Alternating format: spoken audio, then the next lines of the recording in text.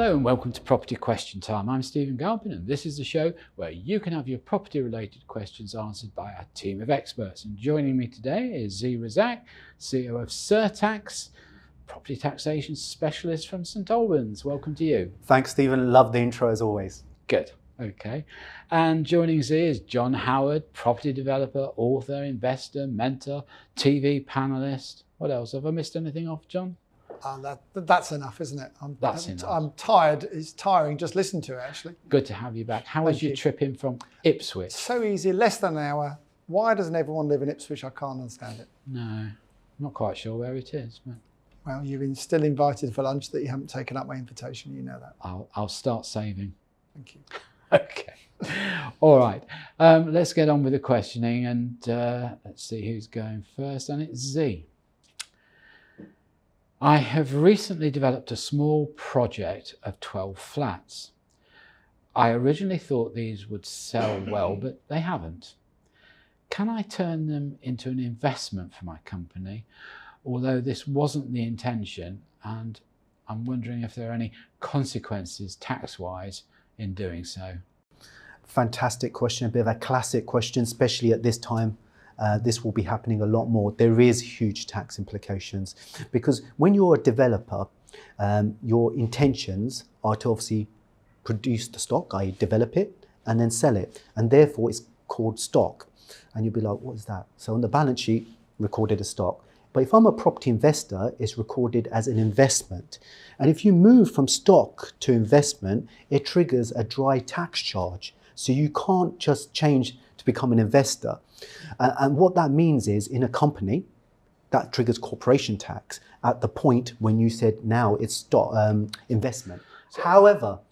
Just hold on. So I just want to be clear on the way through before we get totally lost in technicalities. Go on. So are you saying that dry taxation is HMRC saying actually, well, you've produced it, you've built it, you want to now turn it to an investment. So what we're going to do is assess its value and treat it as a sale to the investment arm of your company.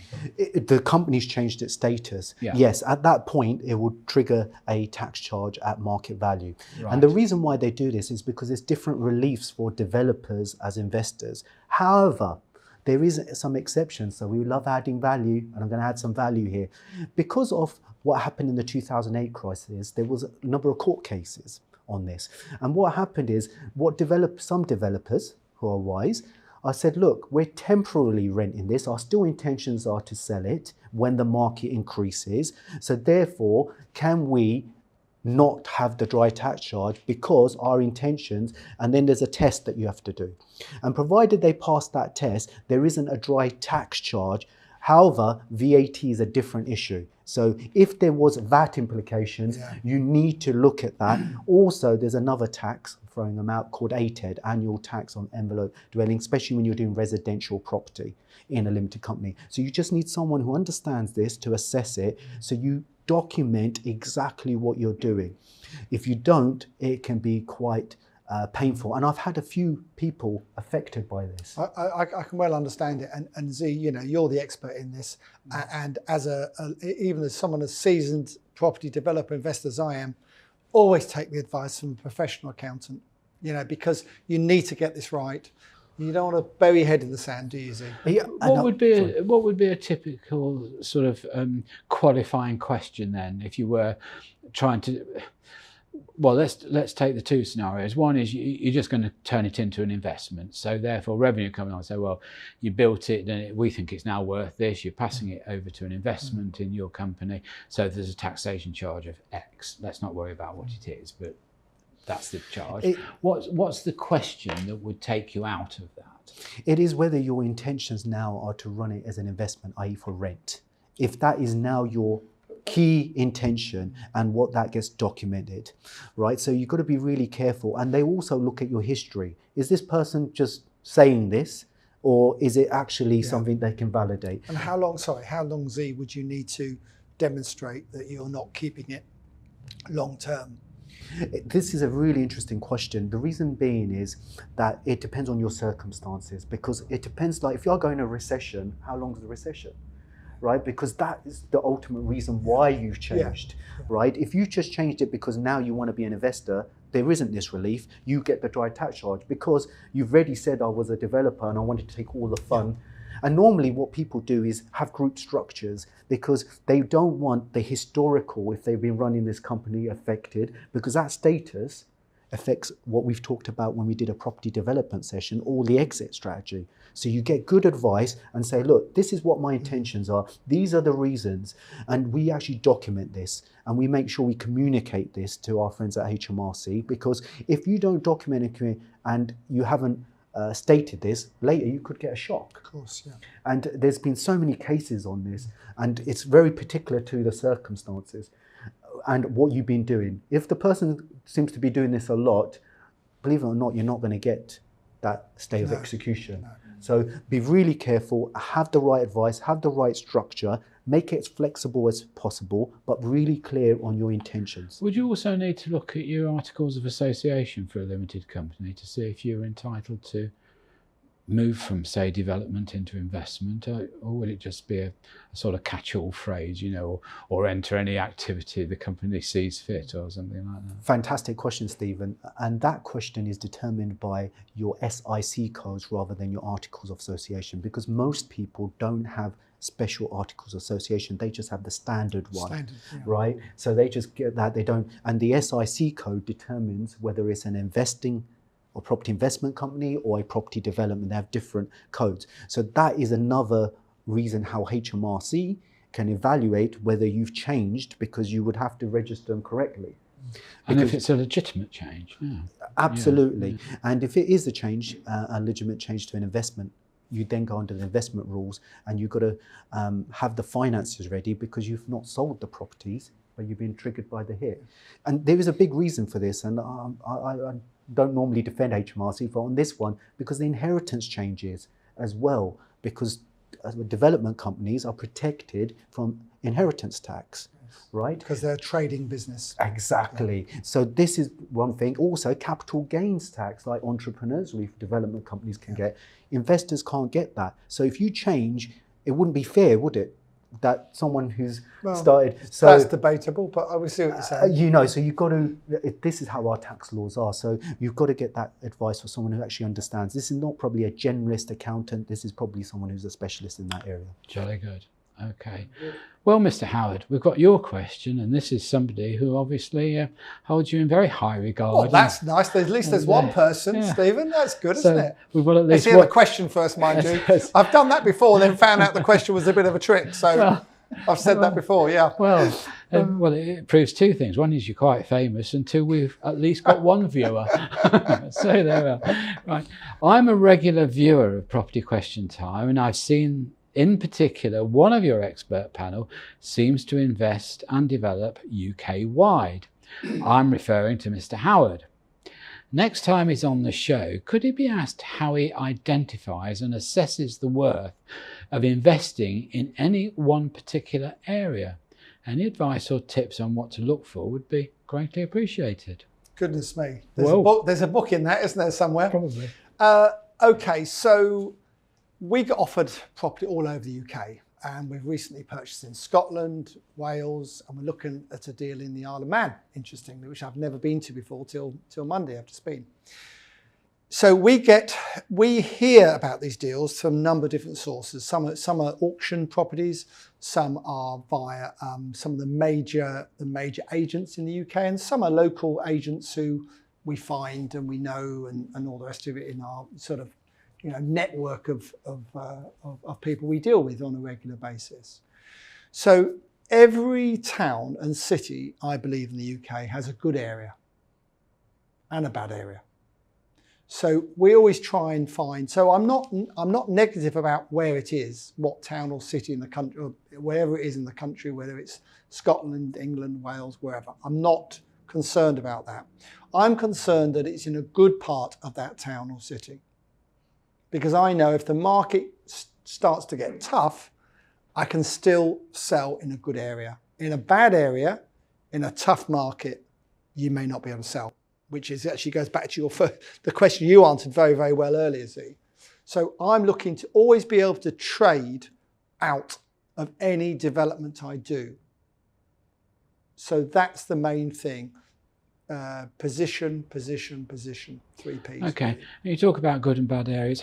John, how much do you rely on your own gut feelings about things, and how much do you rely on, I'm going to say, the local agent? Well, of course, if you talk to young Alfie who works for us now, who was on property, won the property graduate, Alfie hardly talks to anyone. And I say to him, that's the modern way. Everything's done, online and research and so on. And he sends me reams of research. And I say, the crime record, school record, all these things which are interesting. But at the end of the day, you still need to talk to the local people, the local agent that knows that on the ground knows what they're doing, I think. You need to know there's jobs there. Of course you do. Exactly. Sort of thing, yeah. And if you talk to the local agent, you'll get a feel. So, no, that area, down that road, John, might look all right, but this, that, and the other. You can't get that off an internet situation. So you need to go feet on the ground, and you need to talk to people. And one of the best people to talk to in any town or city is the taxi driver. Get in a taxi, ask them to drive you around the town for 15 minutes, and you'll know more about that town than asking anybody. I think you're right, and we'll just finish this after the show. One little story from me is that I was advising on a great big development up in the northwest of London, and I think you're dead right about taxi drivers. I got the taxi driver to take me there. I got out of the car and he said, "You're brave coming here, mate." Exactly. Spot on. And I thought, I've got a problem here. Anyway, that's all we've got time for in this half of the show. So join me again after the break when we'll be asking John and Zee more of your questions.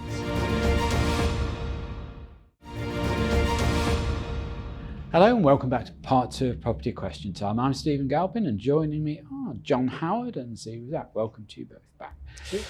Right, Zee. My company is a medium-sized property development company. I feel the market may be at best difficult over the next couple of years, so I have the intention of diversifying into property management, build to retain and let property, and look after the maintenance. Would the experts recommend that I do this in my existing company, or perhaps create some kind of group structure? Really good question there. I think the key part of that was build, retain, and then maintain. And manage, yeah, very, very important, those few words, because that's actually got 2 different types of company in there. So you've got, 3, you've got property developer initially. Now you become a property investor, but also a letting agent. Letting agent, I would keep separate because that is a trading business. The property developer is a trading business.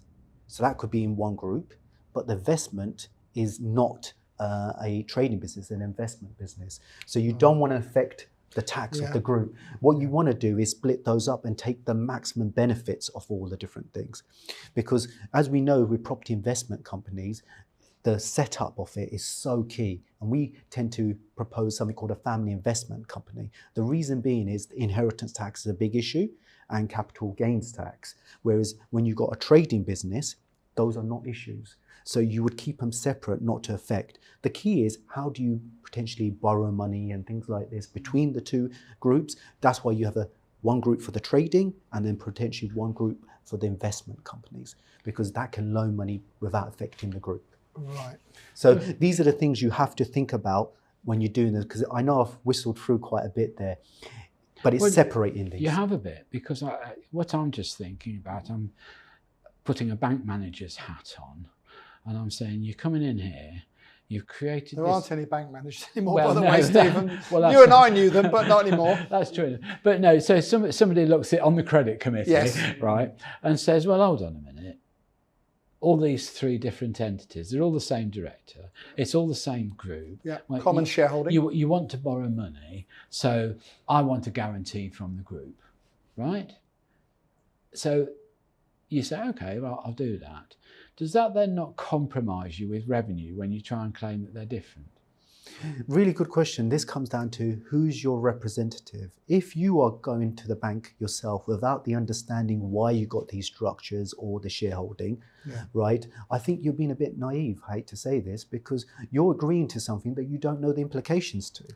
Right? I would have your advisor, normally your accountant, tax or business advisor, say, look, you've set these structures up and I understand there's benefits. Can you explain to my bank?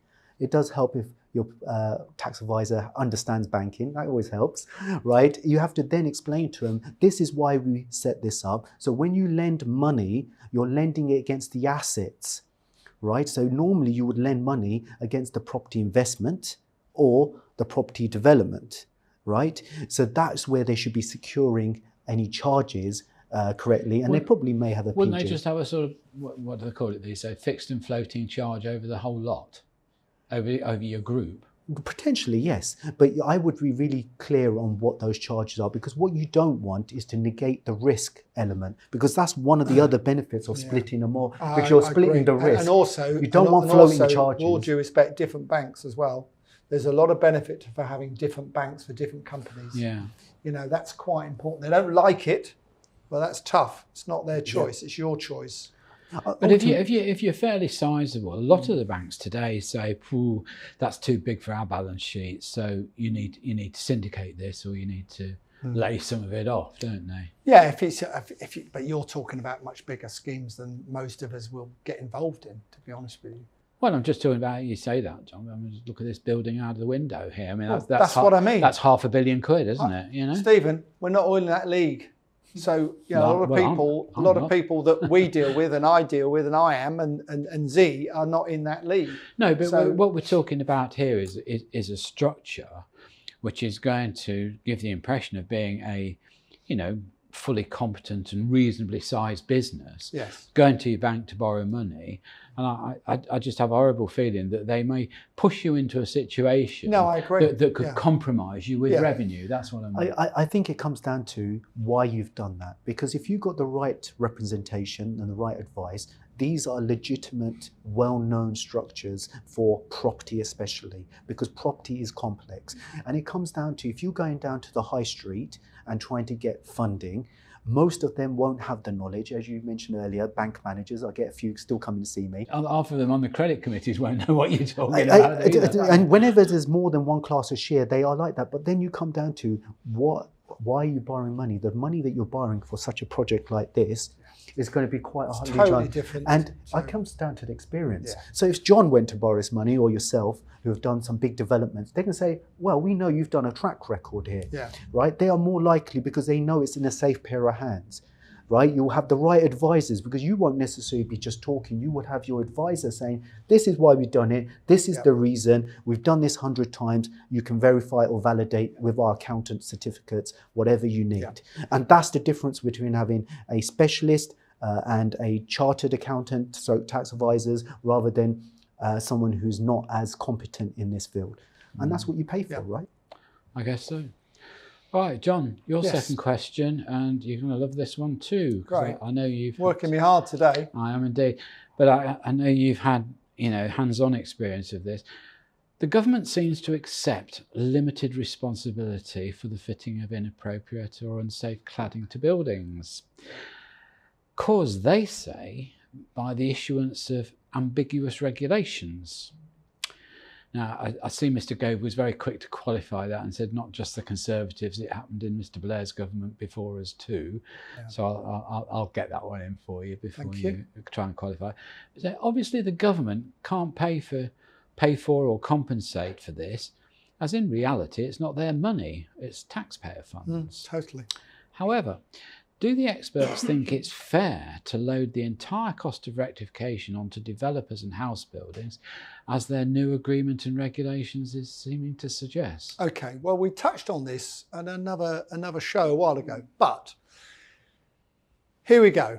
First of all, there's two different types of problems here. They're the rogue developers who didn't build it right in the first place and got away with it. And then there's the other builders, some of the major house builders in the UK, who did everything right in terms of building regulations, But the regulations now changed and got harder, got tougher, stiffer, which is right for fire. And now they don't meet the criteria. Now they're two very different things. So the first lot of people should go to prison and should have to pay whatever they've got goes towards fixing the problem they have created. But also in this situation, you've got some of the 10-year warranty companies getting pulled into this as well, which is quite interesting. And some of the big warranty companies have been paying out. And then you've got the Barretts, the Persimmons and so on who have already put a certain amount of money aside to cover some of these projects they did, which haven't got a problem or haven't had a problem up till now. And that seems a bit unfair in itself. But to be fair to the major house builders, they've all stood up and stood on and said, okay, we'll put some money aside for this. The difficulty is the ones, and we touched on this last time, who have perhaps done a development, then closed the company down and moved on. Because who's going to cover that? Who's going to cover those? The government have got a scheme which amounts to billions of pounds they're putting aside for anything over 5 stories or whatever, the 18 metres high, whatever the criteria is. But there's some lower than that they've got a problem as well, which doesn't, so that doesn't cover that. Now my thoughts, two things. One, there's this levy of 4 or 5%. Zee, you said what it was last time, I can't remember, 4 or 5%, for the very successful property developers to pay, which I think is pretty unfair in itself. But also, I spoke to a major house builder recently, and I was talking to him about this. He's MD of the company, and he went, we've already got, all of us have got together, all the major boys and girls, and talking to top lawyers, because they're not going to put up with it. Why should they? They've already made a contribution. You know, it's just not fair. But it's also not fair on the residents having to pay properly either. No. Now, one solution I came up with was that why don't these blocks borrow the money on the freehold over 30 odd years on a repayment basis and then add it onto the service charge. So nobody is paying all 30, 40, 50,000 out at once. But it means the properties can be sold, because that's half the problem. They can't be sold because they're not mortgageable. That way they'd be mortgageable because everything is in place. There's a certain amount of the service charge that goes towards paying the loan off, having all the work done. But that's a far more sensible way of doing it, maybe over 50 years. But that's a much more sensible, fairer way of doing it for everyone.